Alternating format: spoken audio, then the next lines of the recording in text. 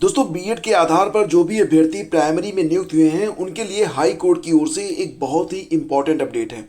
देखो फ्रेंड्स, यहाँ पर हाई कोर्ट ने ये कहा है कि सुप्रीम कोर्ट के फैसले से पहले यानी कि 11 अगस्त 2023 के फैसले से पहले जो अभ्यर्थी बीएड के आधार पर प्राइमरी में शिक्षण कार्य कर रहे हैं, टीचर बन चुके हैं, उनके लिए सबसे इम्पॉर्टेंट ये होगा कि एक साल में उन्हें ब्रीच कोर्स पूरा करना पड़ेगा। अदरवाइज अगर ब्रीच कोर्स वो पूरा नहीं करते हैं तो उनकी नौकरी जो है वो जा सकती है।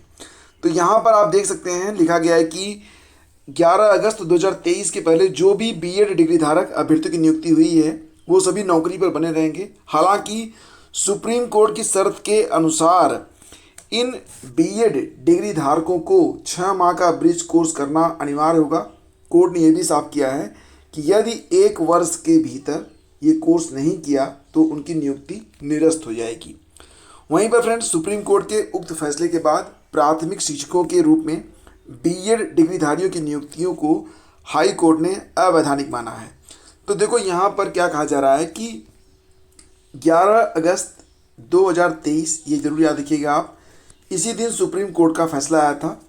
इसके पहले जो अभ्यर्थी बीएड करके पीआरटी में टीचर हैं उनको ब्रीच कोर्स करना कंपलसरी है, और इस डेट के बाद अगर किसी की नियुक्ति होती है तो फिर यहाँ पर ये मान्य नहीं होगा। तो ये एक बॉर्डर लाइन है 11 अगस्त 2023।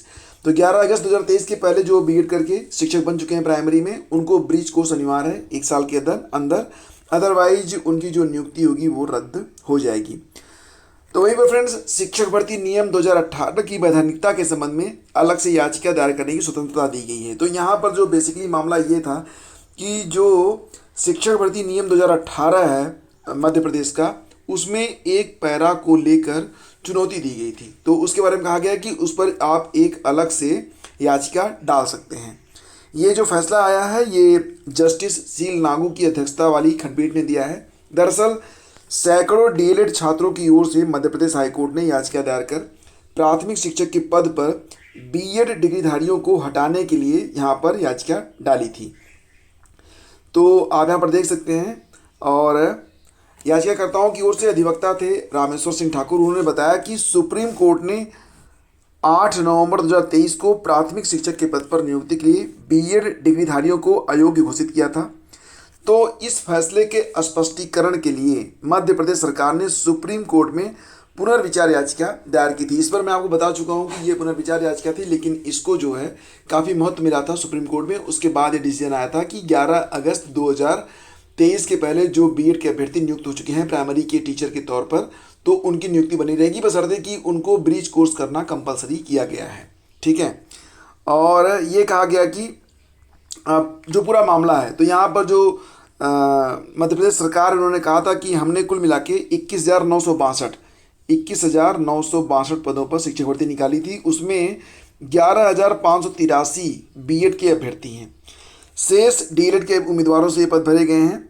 सुप्रीम कोर्ट के आदेश के बाद प्रतीक्षा सूची में से 284 बीएड डिग्री वाले अभ्यर्थी हैं उनको फिर से नियुक्त किया गया है। तो अधिवक्ता का कहना है कि उक्त फैसले में उठाए गए सभी मुद्दों पर हाई कोर्ट ने निर्णय नहीं दिया है, क्योंकि याचिका में मुख्य रूप से मध्य प्रदेश शिक्षक भर्ती सेवा संवर्ग नियम 2018 की सूची 3 के कॉलम 5 की संवैधानिकता को चुनौती दी गई थी। तो बेसिकली यहाँ पर क्या है कि अगर कोई ये कह रहा है कि ये कहानी का द एंड है, तो ऐसा कुछ भी नहीं है। अभी जो है जो मध्य प्रदेश की शिक्षक भर्ती नियमावली है 2018 वाली, तो उसको भी अभी चैलेंज किया जा सकता है, सूची 3 के कॉलम 5 को।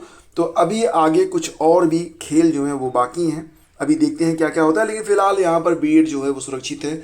बस शर्त ये है कि उनकी नियुक्ति जो है ये 11 अगस्त 2023 के पहले हुई हो और उनका ब्रीच कोर्स 1 साल के अंदर का होना चाहिए। तो आपको पता ही है कि ये जो डिसीजन आया था जबलपुर हाई कोर्ट की ओर से, ये कब आया था? ये 4 मई को आया था, और इससे संबंधित जो न्यूज़ है वो आज तक अखबारों में पब्लिश हो रही है। ठीक है, तो फ्रेंड्स आगे बढ़ते हैं। आपको बताना चाहेंगे कि एनटीए के लिए देखो यहाँ पर क्या है कि सबसे पहले थोड़ा क्लियर कर दूँ, क्योंकि बहुत सारे हमारे भाई नहीं जानते होंगे, हमारी जो भाई और बहनें हैं जो जुड़े हुए हैं दोनों। तो देखो फ्रेंड्स, यहाँ पर क्या होता है कि एक तो आपका होता है एनटीए यूजीसी नेट की परीक्षा होती है, जो कि 18 जून को होने वाली है। पहले 16 जून को होनी थी, अब ये कब हो रही है? 18 जून को हो रही है। दूसरा क्या होता है, NTA-CSIR नेट की परीक्षा, ठीक है, 2024। तो बेसिक डिफरेंस क्या होता है, जो यूजीसी नेट की परीक्षा होती है ये कला वर्ग के विषयों के लिए ली जाती है, और जो साइंस वर्ग के अभ्यर्थी होते हैं उनको CSIR नेट की परीक्षा देनी होती है। तो यूजीसी नेट के लिए तो ऑनलाइन आवेदन चल ही रहे हैं, एग्ज़ाम डेट आ चुकी है 18 जून। लेकिन जो लोग साइंस सब्जेक्ट के हैं उनके लिए CSIR नेट के लिए आवेदन की जो प्रक्रिया है ये शुरू हो चुकी है। तो नेशनल टेस्टिंग एजेंसी NTA के द्वारा ये फॉर्म भरे जाएंगे और ये प्रक्रिया 21 मई तक चलेगी। ध्यान दीजिएगा कि साइंस सब्जेक्ट से अगर आप PG हैं तो आप 21 मई तक फॉर्म भर सकते हैं। आवेदन में करेक्शन का अवसर 25 से 27 मई तक दिया जाएगा। परीक्षा का जो आयोजन होगा ये 25 से 27 जून तक होगा, यानी कि 18 जून को आपका यूजीसी नेट है और जून के महीने में ही 25 से 27 तक CSIR नेट का भी आयोजन जो है वो किया जाएगा। सामान्य वर्ग की जो फॉर्म फिलिंग है मात्र 1,000 रुपये की फीस होगी, OBC की 550 और अन्य जो रिजर्व कैटेगरी के अभ्यर्थी हैं उनको 275 रुपये की फीस देनी पड़ेगी। अगर दिव्यांग हैं तो कोई शुल्क आपको नहीं देना है। परीक्षा जो होगी वो कंप्यूटर बेस्ड मोड पर होगी, जबकि यूजीसी नेट की जो परीक्षा होगी वो OMR पर होगी। तो 3-3 घंटे के 2 पेपर होंगे और यूजीसी नेट में केवल 3 घंटे का एक पेपर है। तो परीक्षा हिंदी और अंग्रेजी माध्यम दोनों में आयोजित की जाएगी, ठीक है। आगे बढ़ते हैं। पटना में नीट यूजी का पेपर लीक, 5 लोग हिरासत में। तो नीट यूजी की परीक्षा जो कि रविवार को हुई थी, इस परीक्षा का पेपर लीक होने की खबर मिल रही है, जिसे लेकर पटना में देर रात तक छापेमारी की गई है। इसी बीच केंद्रीय जांच एजेंसी ने पेपर लीक करने के आरोप में पटना से 5 लोगों को उठाया है। इस संबंध में पटना के SSP राजवी मिश्रा ने बताया कि नीट यूजी 2024 प्रश्न पत्र लीक मामले में पटना पुलिस को गुप्त सूचना मिली थी कि नीट परीक्षा में धांधली की जा रही है। इसके बाद पुलिस सक्रिय होती है और 5 लोग उठाए जाते हैं। सभी से पूछताछ चल रही है। इस संबंध में प्राथमिकी भी दर्ज कर ली गई है। देर रात तक कई थाना क्षेत्रों में छापेमारी जारी है। सूत्रों की माने तो सिकंदर यादव सहित 4 लोगों को केंद्रीय जांच एजेंसी ने उठाया है। ये सभी लोग नीट यूजी पेपर लीक कराने की कोशिश कर रहे थे।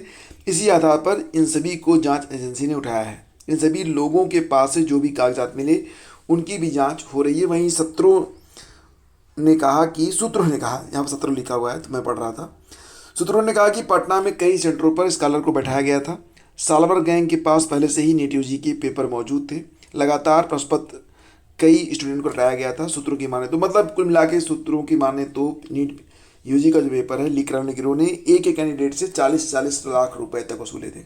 कई जो कैंडिडेट थे उन्होंने 20 लाख रुपए देकर प्रश्न पत्र रटाने का काम पटना के विभिन्न इलाज में किया था। तो चलो एक और परीक्षा हुई दागदार, देखते हैं आगे क्या होता है। तो दोस्तों ये थी न्यूज़ अपडेट, और सुबह की जो मॉर्निंग न्यूज़ थी उसमें थोड़ी सी कुछ चीज़ें छूट गई थी, उसको यहाँ पर मैंने सप्लीमेंट किया हुआ है। उम्मीद करता हूँ प्रयास पसंद आया होगा। Please do like and share. Thank you.